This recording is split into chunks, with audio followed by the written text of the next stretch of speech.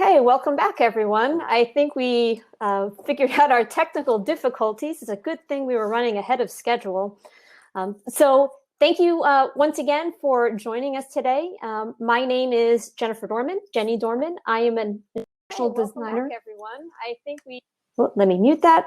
I'm an instructional designer at Babbel, which is a language learning app, and this is a pretty interesting time to be in language learning. You've had a chance, if you attended Scott's session a little while ago, you had a chance to hear an awful lot about what makes language learning such an exciting venture for pretty much anyone, regardless of their age, regardless of their background.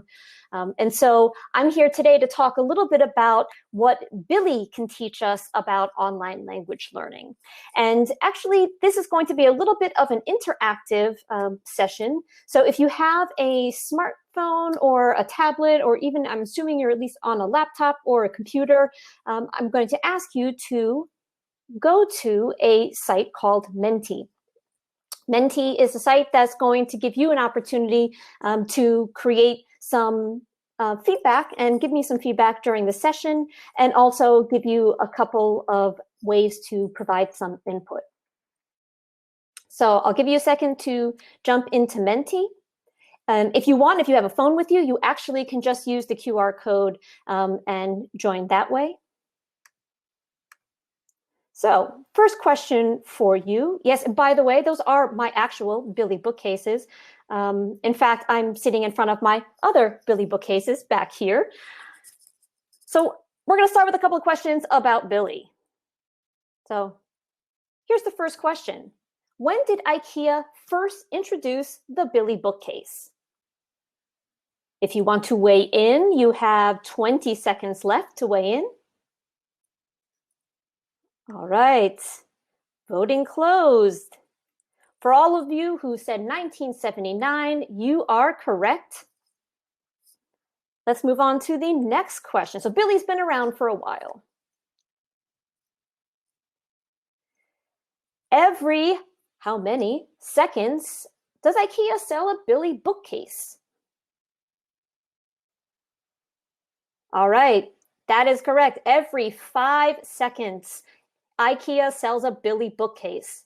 And if you were kind of wondering, you could almost get a sense that if you were to consider all the people who sell Billy bookcases on other platforms, like Facebook, eBay, etc., there's probably an awful lot more. Next question. Approximately how many Billy bookcases has Ikea sold worldwide? Right. Over 110 million Billy bookcases, 3 of which are in my apartment here in Berlin. All right. So, what makes Billy so special? Well, Billy is just a bookcase. There's nothing magical about Billy, and there's nothing magical about how Billy impacts the way we learn languages, but we can learn a very important lesson about language learning from Billy. And it has to do with a cognitive bias that's referred to as the Ikea effect. Now, the Ikea effect is a bias in the way that we think, in such way that when we put in some of our own effort and our time into constructing something, what we actually see and what we perceive is greater value in that final product. And if you've ever had an opportunity to put together any sort of furniture or anything like that from Ikea, then you definitely have a sense that regardless of the actual price that you paid for the piece of Ikea furniture, you have a slight attachment to it because it came in that flat pack box and you put it together all by yourself. Now, this is significant because one of the things that we know about the brain is that the brain has a lot of capacity for storage. I mean, 2.5 petabytes of data that can be stored in our brain. That's, for those of you who aren't aware, that's 1,000,000 gigabytes. So think about all those gigabytes. We have a lot of capacity to store a lot of memory. And as we age, of course, we're adding more and more memories, more and more experiences to that storage database. And in terms of how our brain processes all of this information, all of this data that we pull in, we do both unconscious and conscious processing. So unconsciously, we can process around 11 million pieces of information or pieces of stimuli per second. That's an unconscious processing. But we also can consciously process. And that, though, requires a bit more effort, a bit more brain capacity, and it limits us a little bit in terms of how much we can process at a given time. So it's more to the tune of around 40 pieces of different discrete pieces of information per second. Now, what does that actually mean in terms of our brain?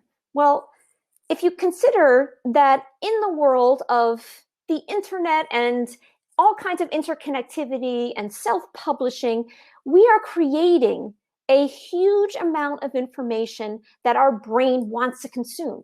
I mean, over 300 exabytes of human-made information out there, most of which, by the way, we are able to actually access with something as simple as our mobile device.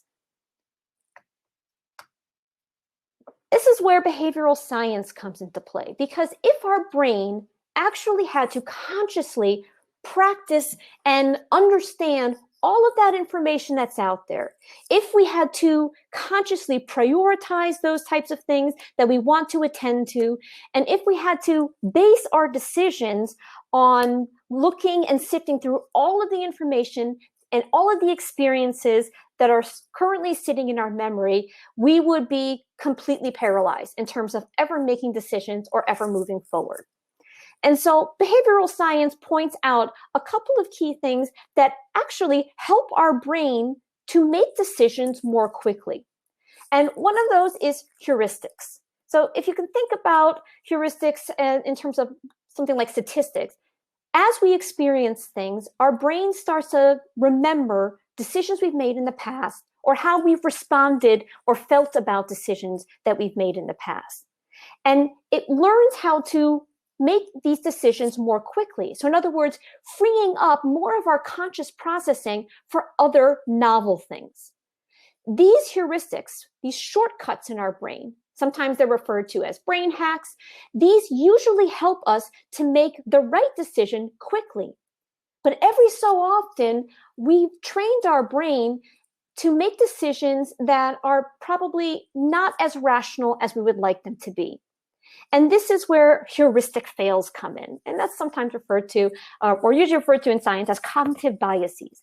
These are types of decisions and experiences that help us to make decisions quickly, but unfortunately, sometimes they're the wrong decision. So they might be decisions that are not actually in our best interest, or sometimes they even influence us to do things or take different actions that are not helping us to get to where we want to go or to achieve our goals. Now, there's a lot of cognitive biases out there. And by no means do I think that you should be able to look at the screen and see all of these cognitive biases, but there is some great research online to dive into this. These cognitive biases are different ways for us to look at how people make decisions and why they make decisions the way they do. Now, from a learner's perspective, cognitive biases and understanding cognitive biases give us a window into metacognition. In other words, thinking about thinking. It helps us to understand why we make the decisions that we make when we make them. Also helps us to understand sometimes why we do things that are not in our best interest, or sometimes take actions that sabotage our ultimate goals. From a learning design perspective, so people that are creating learning experiences like I'm doing at Babbel, this helps give us a window into how our learners are perceiving our experience, what we're putting out there for them, and also how we can intervene to help nudge them in the direction that they ultimately want to go. So let's unpack this a little bit. How do cognitive biases actually impact language learning? Well, we have to obviously consider here some learning science.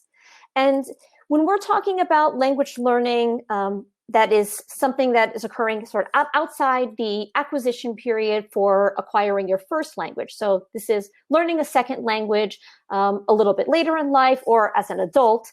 We have to consider some very specific elements of what makes adult learning a little bit different from the way children might learn. So some of the things to keep in mind in this regard are that adults tend to be a little bit more focused on the intrinsic motivation. So they can be more self-directed. They don't necessarily need the teacher outside to block out the day, plan out the day for them. They can be self-directed. And adults also bring an awful lot more baggage to the learning experience. So they've had an entire career of schooling that has given them different sorts of expectations for what learning is like. And you heard Scott talk about some of that a little bit earlier. They also tend to be a bit more goal-oriented. So in other words, they're not always just thinking about the grade on the next exam or the score on a report card, but they tend to have in mind a slightly larger, broader goal. And it's really important for adults to understand why what they're learning is relevant to their real life. So how will they actually use it in a practical sense? And lastly, adult learners need to feel respected. They need to feel like they are a partner in their own learning process.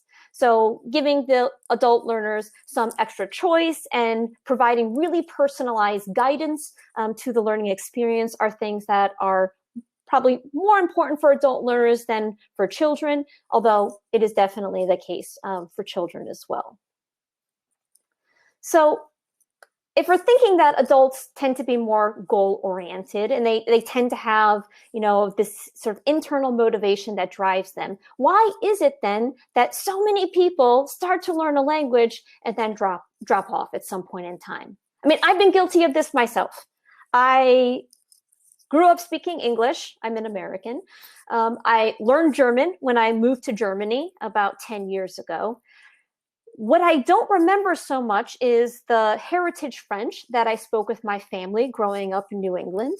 So it was actually Quebecois, so a dialect of French. I don't remember, practically none of the Spanish that I learned in college. I spent 2 years living in Poland, hoping that I would speak Polish at least a moderate fluency level. I speak very little Polish, only enough to maybe talk to children about animals, food, a few colors, things like that. I had, however, the intention to learn Polish. I had an intention to learn Spanish. I definitely had an intention to keep my French at a conversational level. However, I didn't. And my situation is a situation that we tend to see with a lot of adult learners, where there's a gap between the intention and then the actions people take.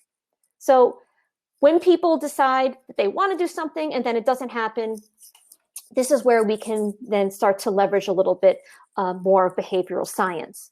So to start this understanding, we have to think about the ultimate outcome. In other words, what is that big goal? Then dial down a little bit to the key behaviors that will help us to reach that goal. And then ultimately, when we're talking about cognitive biases, leveraging our understanding of cognitive biases to recognize the decision points that we need to pay special attention to when we are thinking about how we want to move forward and achieve our goal. There is a branch of behavioral science, sort of a drilled down, narrower branch of behavioral science that's referred to as behavioral economics. And with behavioral economics, we're talking about things like nudge theory and choice architecture.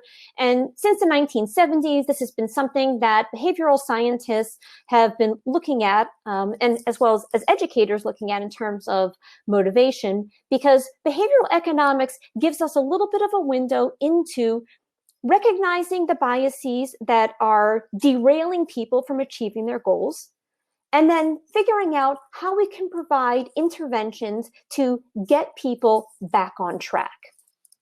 And so for learning experience designers, this provides us some insights into the problems our learners face. This helps us to create interventions that make sense. And ultimately, especially in the case of looking at, apps and things like that, developing hypotheses for different sorts of features and types of content and scaffolding that we can actually test out and see if we can make a difference for our learners. For language learners, an understanding of cognitive biases gives us a better way to more appropriately set goals that are smart, that are achievable, that are measurable, helps us plan in an effective way to reach those goals, and also gives us some insight into how we assess our progress. So in talking about things like interventions, we have 4 basic buckets of intervention categories. We can reframe the task at hand, so we can present information in a slightly different way that makes it more appealing and more motivating. We can encourage, we can facilitate, and we can also incentivize in an effective and economical way. So let's dive into a handful of biases that are particularly relevant to learning and specifically to language learning. So this is something that I work with on a daily basis at Babbel. There's an awful lot of cognitive biases out there. There are hundreds. However, there's a handful that we tend to see create the biggest barriers or blockers to language learning. Now, we don't have time today to go through all of these, but we're going to run through just a couple just to kind of give you an idea of what these biases are. And keep in mind that we're talking about biases in the sense of things that are making people or encouraging people to do things and engage in behaviors or take actions that are not in the best interest of what they actually want to achieve. So here's a handful of biases that specifically impact the way people attend to what they are doing. So present bias is something that is ever more prevalent, especially in the age of everything instantaneous, on my phone, everything is right here. With present bias, people tend to consider what they can achieve and experience right now and prioritize that over what they might achieve or experience down the road. So when we're talking about present bias, we're talking about having people focus a bit more on the now than on the later. Cognitive overload or choice overload, you probably can figure out what this is. This is a bias that we see very often in websites, for instance, that have tons of things blinking and flashing and all over the screen, where when there's too many choices, when there's too many calls to action, or when there's too many tasks, we're almost paralyzed in terms of making a choice and actually moving forward. And very often, what we see when people are suffering from choice overload or cognitive overload is that they make no choice. In other words, they just stop. Maybe if they're using an app or if they're looking at their to-do list, they'll just put it away because there's just too many things and they're not sure what they should really focus on right now. Loss aversion, sometimes people refer to as fear of missing out, but loss aversion is actually not quite, I'm going to miss something. Rather, people tend to prioritize losing something that they feel like they have or should have versus being penalized by not achieving something. So for instance, when we think about loss aversion in terms of learning, or actually I'll give you an example from gaming, because this is also a cognitive bias that factors a lot into game design. You have the option sometimes with a game. I remember playing, I think, Bejeweled ages ago. Bejeweled used to have these level ups and these extra things that you could earn only if you cleared a certain number of levels. In other words, this goal was over here. You had to do a bunch of things in order to achieve the cat option in Bejeweled. Versus, for instance, you get that given to you, and you need to maintain a certain level of activity or a certain number of points or whatever to be able to keep it. People will prioritize keeping something, and they will take actions in order to maintain that versus having to do an awful lot of things or engage in a lot in order to get this extra bonus or reward at the end. And the last of these cognitive biases in the intention area is the planning fallacy. And with the planning fallacy, we tend to see people underestimating actually how much work they will have to put in, or how many discrete tasks need to be completed in order for them to achieve some end result. And this we see an awful lot with language learning, where people tend to think, oh, I'll just spend a couple of minutes a day, a few days a week, and that's all that I'll need, and I'll be, speaking fluently in just a few weeks. Well, the planning fallacy often plays out in the sense that we need to actually think about what we want to do and be realistic in terms of the amount of time and effort that it's going to take for us to get there. The next bucket of biases deals with this notion of self-concept. And one of those concepts is the anchoring bias. Now, the anchoring bias tends to become prevalent when people focus or put more value on a single piece of information. Very often it's the first piece of information they might experience, but they tend to then prioritize their decisions based on that very first experience, that feeling, or that piece of information. And this is especially detrimental for language learners, because if they've had a negative initial experience with language learning, that might then color their choices for learning languages down the road. So if they had a bad experience once, they may sort of assume, oh, I'm going to have a bad experience again, and it will deter them from continuing. The next is confirmation bias. And I'm sure we're pretty much all aware of confirmation bias and echo chambers and things like that. One of the things that's detrimental for language learners is when they hear or they continue to repeat this idea of learning languages is really hard. Oh, you're never going to learn to speak like a native if you don't start learning the language when you're 3 years old. This is obviously not the case. However, when people continually hear this or read this type of information, they tend to then devalue their potential for success in learning a language.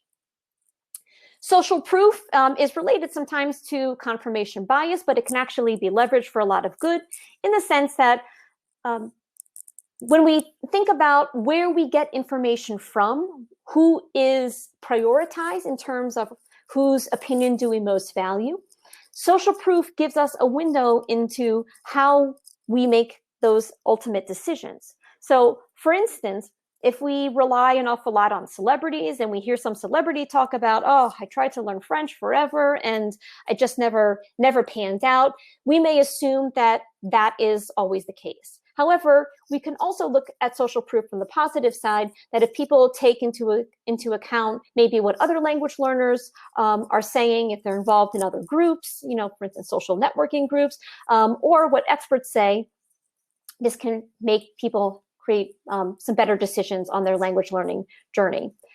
And then the last is the worse than average effect. And this tends to play out where people just assume that they are worse than average at either knowing something, doing something, performing something. So when people assume that they are worse than average at learning languages, it might deter them from continuing to learn. In terms of tools and processes, one of the biases here is the law of the instrument, where this is very much the case where people assume that they can only use a tool, whether it's an app or it's some type of media, whatever, for its original purpose. They don't see other applications. And so, for instance, you think, oh, I'm just going to sit down with Netflix and watch a program just to chill out. Well, no, you can actually use Netflix, or you can use podcasts, or you can use audiobooks or books in other languages. You can use lots of different types of information sources and entertainment instruments in order to actually learn a language. But sometimes people get stuck and they assume that they can't do that. Mere exposure effect gives us this sense of, I tend to like something because I'm already familiar with it, or I prioritize something because I already know a little bit about it. And this is a little bit problematic for language learning because they assume that, for instance, maybe the way they've learned in the past is the only way to learn. So they carry over that I learned languages in school, and this is how I learned it, with my flashcards, with my vocabulary list, and I can't use something else. The spacing effect, if you've ever crammed for an exam, language or not, then you probably have an idea of what this is about. We know in terms of language acquisition that when you learn regularly and when you repeat, so when you cycle back through, say, your vocabulary or grammar skills or whatever it might be, whatever skill you're working on, you tend to actually retain it a lot better. People, however, tend to deprioritize that in terms of thinking, well, if I cram before the exam, if I just review all my flashcards or look at all of this information again, then I'll be able to still perform the way I want to. So the spacing effect should help people to prioritize repeating over time and learning over time, but sometimes, unfortunately, that doesn't happen. The over-justification effect is sometimes referred to as reward fatigue, where when people continually get rewarded for whatever it is that they're doing, especially when they're extrinsic rewards, they might actually then start to devalue rewards in general. And so sometimes then in terms of learning, the things that provided them some satisfaction in the past ends up not working out quite as well as they would like. So how can we take all of this then, all of these different types of biases, and put them together for learners and for learning designers? From the learner perspective, a couple of things that you can do is to think outside the lesson box. So think about other types of input that will help you to learn in an enjoyable way. So leverage edutainment type options. You can encourage yourself by getting involved with different types of social outlets. You can set reminders. You can also help to facilitate your learning by developing a learning plan. And also a schedule, and you can incentivize yourself in meaningful ways by tracking your progress and also coming up with meaningful rewards, whether that's something down the road, maybe it's a meal you want to create using your learning language, and or a book you want to read in your learning language, whatever it might be. From the designer perspective, we really want to help our learners to focus on positive things. We want to encourage learner investment because we know that obviously adult learners need to be part of the learning process. We want to encourage our learners using social proof and also multiple channels. And of course, we want to facilitate the learning process by making it a streamlined, providing a learning plan, providing that guidance throughout the learning journey, and then incentivize in a meaningful way. So align rewards to the outcomes and provide instructive feedback. So I realize I'm coming right up to the end. I probably can take a few questions and also jump into the chat as well in case there are questions that we don't have time for just now. But Megan, are there a few questions that popped up? I'm going to stop sharing my screen as well.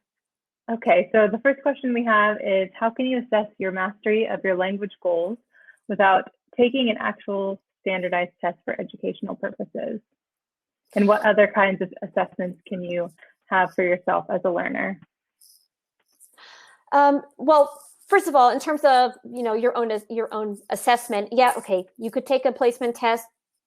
However, just getting out there and trying to use the language in some way, because it depends on the level of fluency that you want. So if my level of fluency was, for instance, I want to be able to read and write very well, then getting my hands on some authentic reading material might be a way for me to measure that.